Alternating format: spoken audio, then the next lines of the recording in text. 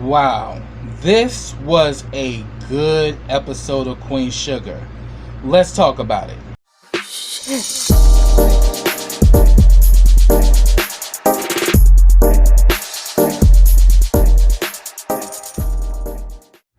Hey, what's up, everybody? Welcome back to KRS TV. This is your boy Kenny, and this is Queen Sugar Season 4, Episode 5.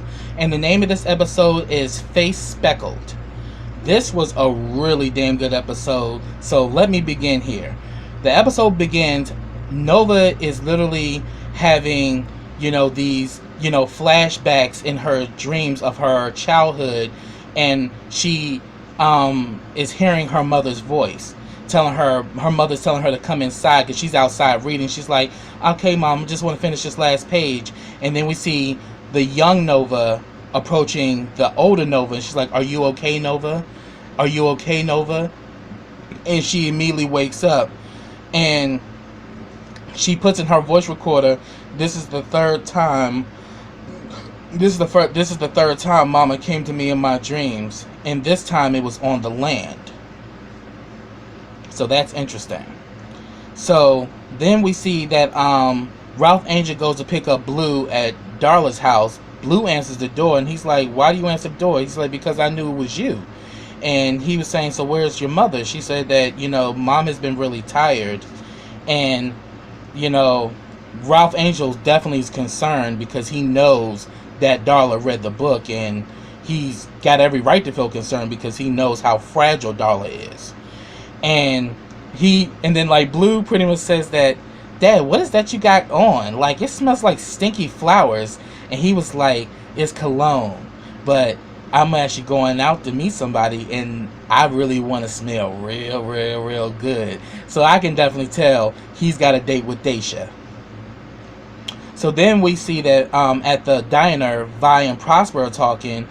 Prosper is going to a funeral of a friend that they used to play with him in his band. And remember, that's how him and Ernest met. He used to actually play in a band, down in New Orleans, and that's how him and Ernest met. And Vi is actually going to be doing the repass for them. And they had a good moment, and then Remy walks in. Now, remember, Remy has been gone for a minute, but so Remy comes in, Prosper hugs him, Vi hugs him, and Hollywood greets him, and they're all happy to see him. And then Hollywood and Remy sit down, and Hollywood's like, what's going on, man? You left and you haven't texted or called nobody. Me, Prosper, Ralph Angel, what's going on with you? So we already know there's a situation there, and I'm gonna get back to it. Then we see that Charlie gets a call on the internet from Davis, and he's pretty much hostile because he's getting rejections from students, and he hasn't even started his new job yet at the university, and yet that can be completely thrown out the window because there's students who are protesting against him, and he's telling her, I need you to help me. I need your help. And Charlie says, look, you need to talk to your lawyer to handle this. And he's like, but look, I really need you. This is for Micah's sake. This could get ugly for all of us. And she pretty much tells him, I don't want to be seen in public with you. Just meet me at the mill at noon. And as soon as she said that, she shut down the thing, and Romero's there. She's like, oh, hey, handsome. I was like, yeah, boo-boo. Charlie's moved on, bruh.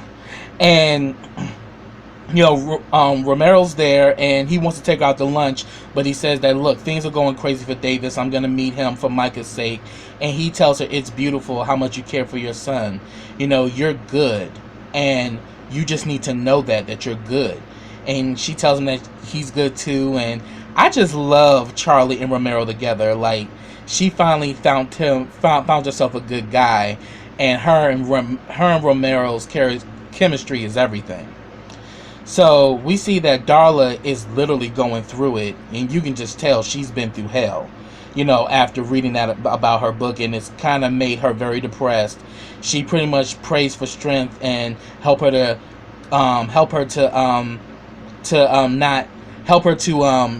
she asks God to help her, to help deal with things that she can't change, because the book's out there. She can't do anything about that.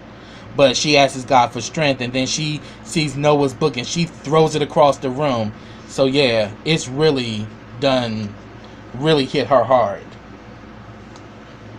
So then we see that Nova's still on her book tour. She's now in New York, and they're taking Q&A, and this woman named Dr. Octavia Laurent, like Octavia Saint Laurent from Paris is Burning. It's cool how they use that name.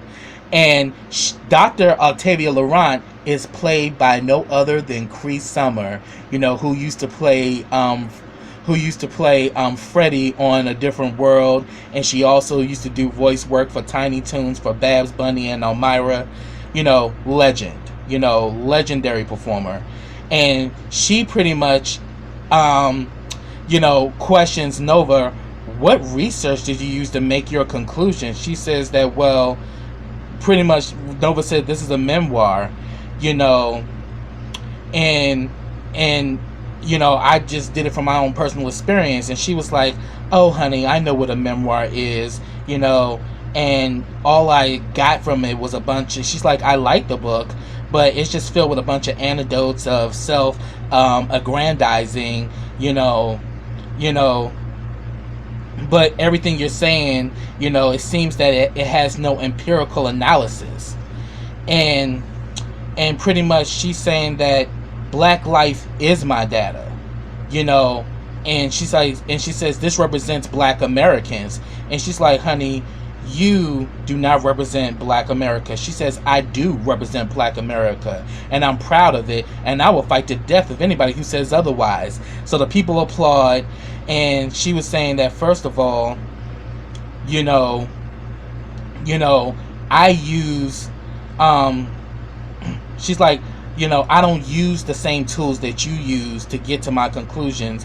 I went from reality, my own experiences, and I use that to tell the story, and I don't need your theories and your research, because that will do nothing but create cultural violence from my people. And they applaud for her again. And pretty much, she's like, yeah, I'm hearing all that. But then she says, but the fact that you use no research or clinical analysis, it's pretty much a dismissal of a telltale mark of an amateur. And Nova was hot, because she literally checked her in front of everybody. So then we see that Remy and Hollywood, it goes back to Remy and Hollywood. They're having a conversation, and Hollywood's like, why do you want to do this? Why do you want to leave your community? Your roots are here. And he was like, no, my wife's roots are here. That's what brought me here. And he says, I tried to make this place my home, but then after what I went through with Charlie and Nova, it showed me who I am, and I don't like what I see. I'm like, I'm glad that you realized that, Remy, because I was letting your ass have it last season. You were doing entirely too much. But then he's explaining his actions, and he was saying that, look, I was always trying to fill this void, wife, kids, a happily ever after. And when me and Charlie broke up, I was devastated. And then when I got connected with Nova, I started to feel hope again. But then Hollywood says that, to tell you the truth, you and Nova would have made a cute couple. You both are very intelligent. You both love your community. I will never tell Vi that, but I think that you two could have made it work. But he pretty much says that, I just need to get a way to find myself again. I need to start fresh. So Vi pretty much packs him some food to go. She says, don't be a stranger. Ernest loved you, and we're not going to forget you, and don't you forget about us. And then before he leaves, he tells Hollywood, tell both Charlie and Nova goodbye and thank you. So then we also see that Micah goes to visit Aunt at the jail, and Micah is just like, look, we were trying to do something good, and I wish it didn't happen. And he was saying that you're not going to come up in here and say you wish it didn't happen, because it needed to happen, and that's why I'm here, But he says that, look, I'm just trying to keep my head down and do my time so I never have to come back again. And he notices that there's and he pretty much notices that there's a tattoo that Aisha had created for him, and it caught Michael's attention. So then we see that Davis and Charlie sit down, and he was saying that, and Davis is like, look, I tried to start off I tried to move on, a new city, a new career, and now Noah's book is screwing up everything. And she's like, it's not all Nova, Davis. You took a job at a university. They are held to a higher standard than an NBA after party. And he's like, yeah, but I don't like it. And she says, it's called equal treatment. You think it's oppression because you used to living a life of privilege. Just called him out on this shit. And he's like, yeah, you right. I am used to a life of privilege. I get that. And here it is. You gave me the world and I blew it. But I need your help. You know, protesters at one point were just 10 and now they done grown to 200. You know, I need your help. And she tells him that, look, you need to be honest. Get in front of this. Take responsibility. Do some interviews, and the public might forgive you. And he's like, might? And she was like, bruh, if you want a guarantee, you should have kept it in your pants. Understand what you did, not to me, but to her, meaning Melinda. And she says, you need to own your mistakes. Get in front of it. So then we see that Nova goes to see Octavia. Octavia got a table full of students, and they want to, you know, do her book for a seminar as far as her class, because, you know, she's a professor. And she was like, oh, you know, you already knew by you doing that I was gonna come here to blast your ass and all of that. So you pretty much you just kind of punked me. And she kind of said that I was Octavia'd. I was Octavia'd. You know, you goaded me at my event knowing I would respond. But then she says, well, the Nova Bordelon I knew would not back down from a challenge, especially from me. So I'm like, oh, there's some history there between the two of you. So she actually knows Nova.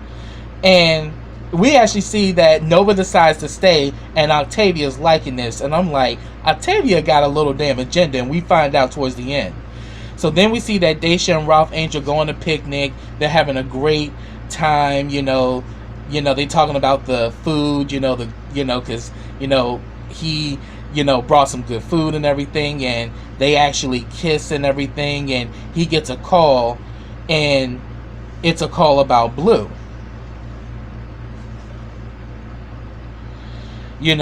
But what happened is that Blue is playing with his friend Marcus at school, and he had just won the spelling bee, and he dropped his ribbon, and Marcus tells him congratulations on winning the spelling bee, and Blue said, thank you, my dad helped me.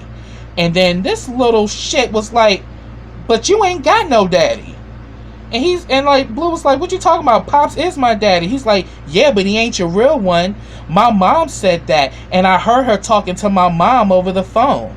I heard her talking with my auntie over the phone. Yeah, he ain't your real daddy. And I'm like, see, this is what happens when you say shit around children. See, children soak things up like a sponge, because that was a conversation he should have not have heard, and now he coming over there throwing it up in Blue's face, and it literally just upset Blue to the point when Blue came in the house, when Darla went to pick him up, he just ran to his room. He's been crying ever since that moment, and Blue's just upset, and Darla's just kind of clueless as to what to do. And then we see that Ralph Angel goes there to check in, because he says, I came as soon as I heard what's going on. She's like, I don't know. He said that his friend Marcus said something to him at school, and he's been upset. He's been crying all day, and he's not talking, and he literally ran to his room and all of that. And then it got to the point he cried himself to sleep, and Ralph knows something ain't right. Somebody says something to him to make him act like that. Blue ain't like no other kid. Something went down. So then we see that Davis and Charlie have a moment where he says that we were a good team. I should have fought harder for you. And she's like, wow, that's something I really wanted to hear. for a long time. I really wanted to hear those words. And then Nova tried to kiss Charlie, and Charlie was like, uh-uh. She was like, bruh, you're still lying, Davis. You just told me about a whole other family you created. Look, we're in a good place. I'd rather keep it there, but there's no more of me and you. And we just see that Davis gets in his feelings. I'm like, See, your ass always had an agenda. Like, the reason why you brought Tia down there was because you were hoping that once Charlie saw Tia, she would immediately fall for her, and that would give you a gateway to get back into her life. But Charlie is like, no, that ain't happening. We good, we cordial, we need to keep it that for the sake of the kids, but there's no more between me and you. We just see him get all in his feelings. I'm like, Davis is a fucking mess. He really is. So then we see Hollywood and Vi have a moment. They're getting ready for they're doing the catering for the funeral that Prosper is going to. And we just see that Vi is not the Vi that we normally love. Like, we can definitely tell that this whole situation has literally broken her. And she's like, she says that feeling of fear is back again. And she talks about the whole thing with Jimmy Deal, and it's still in me. And she says, I was there for Nova, especially after Trudy died, her mother. She's like, I did everything for those kids. I was always there for them. And then here she goes and she's spit in my face. I can never forgive her for this. I'm like, I definitely understand, because she blindsided the hell out of everybody, especially Vi, because here it is, you brought back one of her nightmares. So we see that Nova is sitting there with the students at Dr.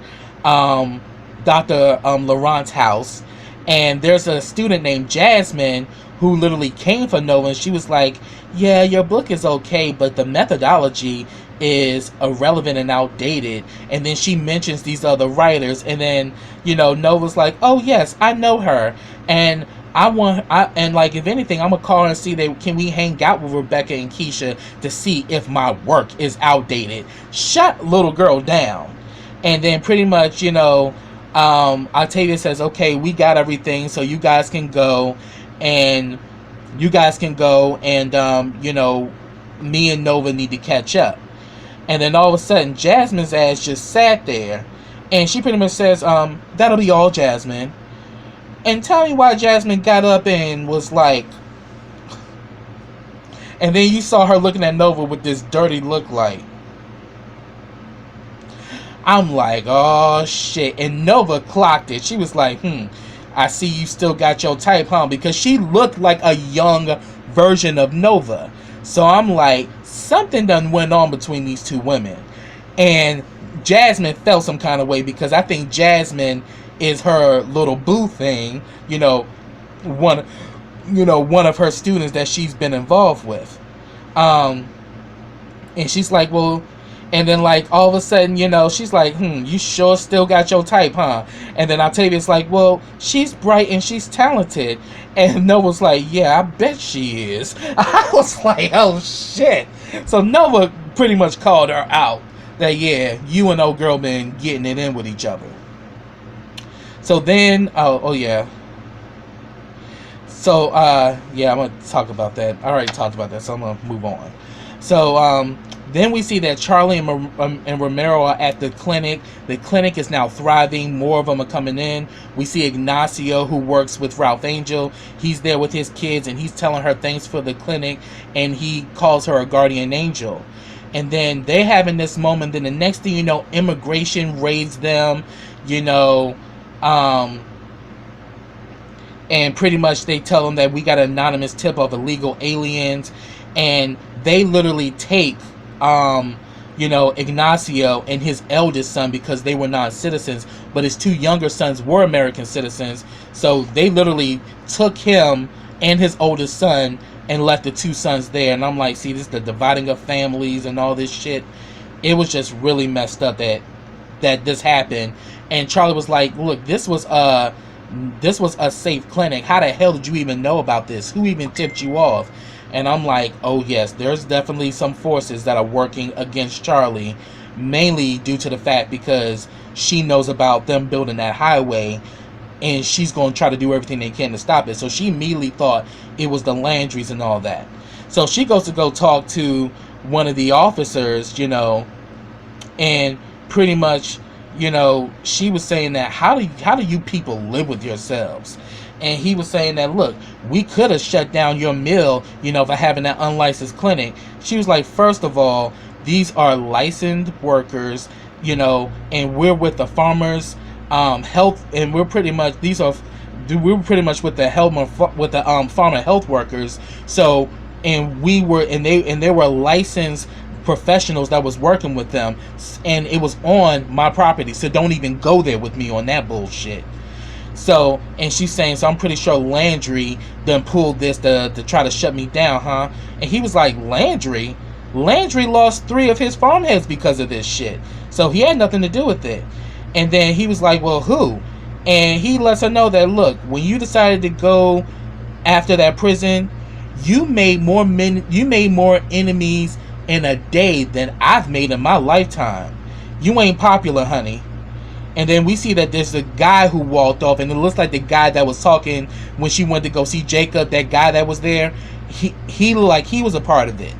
And Charlie saw his ass, trying to dip away. And I'm like, see, these motherfuckers are trifling as fuck.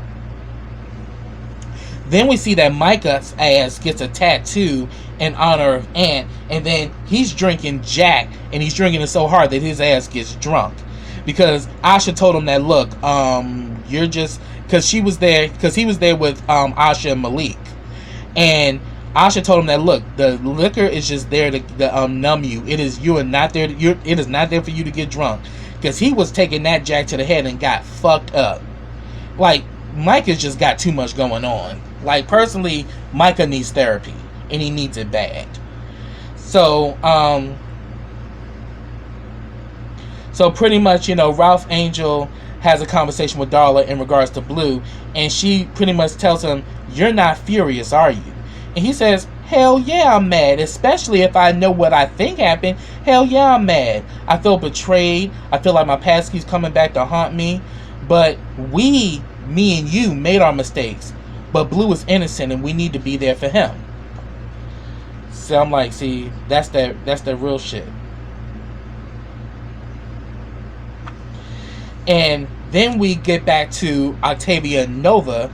We come to find out that Nova was actually one of Octavia's students, because she had went to the school that she teaches at in New York. So Nova is her former student, and that's why she came for her heart. But then she gets even more into it, and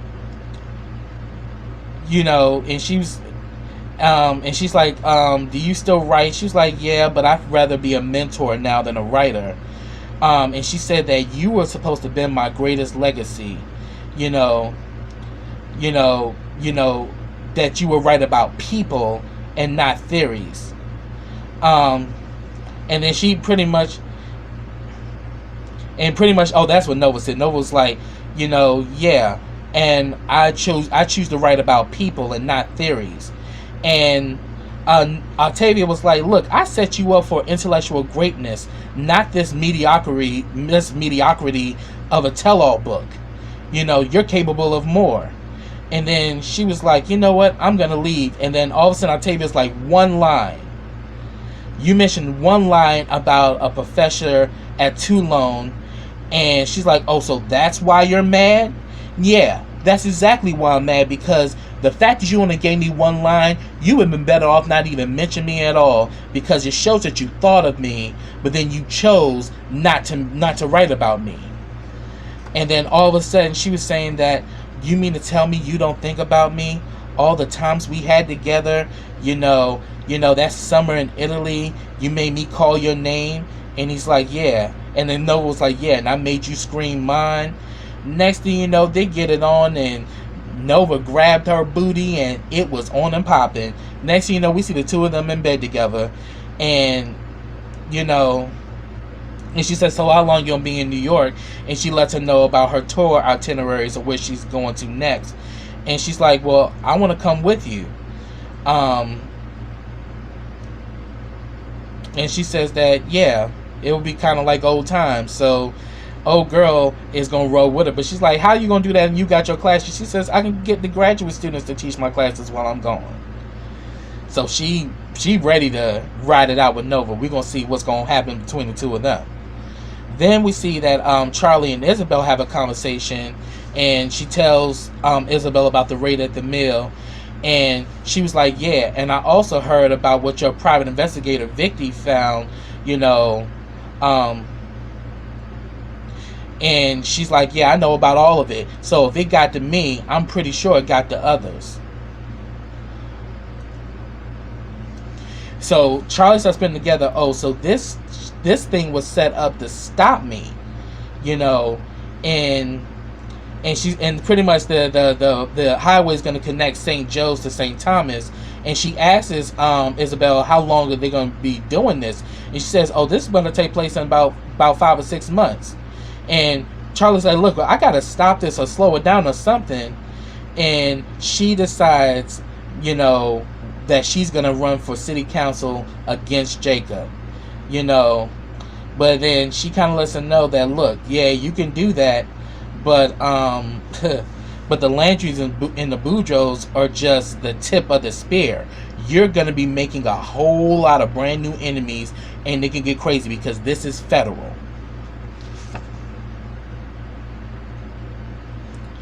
So then we see that Micah and Charlie have a moment. She notices that Micah got a tattoo and that he's drunk, and he's just being very dismissive. And I'm just like, see, Micah need his ass whooped because he doing too damn much. And then she pretty much says, and he says that, look, it's nothing, it's a tattoo, and I'm drunk. Like, what's the deal? And pretty much she says that, you know what? She says that, first of all, you're underage to get a tattoo, and especially you underage to be drinking. And he was like, look, and she says that, look, you're a young man. And if you ain't gonna listen to me, I hope you listen to someone. And she just slams the door. He's like, Mom, I am listening to you. No, the hell you not. You doing too damn much. You're feeling guilty about everything, and you're just expressing that guilt and that anger by doing dumb shit.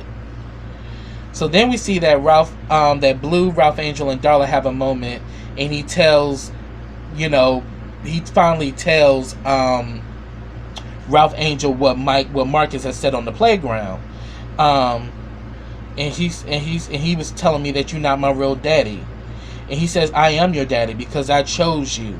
I'm your daddy. And we see that they actually, you know, come together, and it was actually a really beautiful moment, you know, because they connected and they're still tight as ever. Like, don't nothing change. That's your father, you know. Any fool can make a baby, but only a real man can raise his child. And we see that Ralph Angel is doing right by raising that kid and raising him as his own. So yeah, so that's what I have, y'all. If I miss anything, put it down in the comments. I'd love to talk to you about it. But subscribe to my channel. Click that bell so you get notifications every time I drop a video. Also follow me on all of my social platforms. I have them all listed in the description box. Also, like this video, comment on this video, and share this video. And I'll be back with the next episode of Queen Sugar. So until next time, everybody, take care.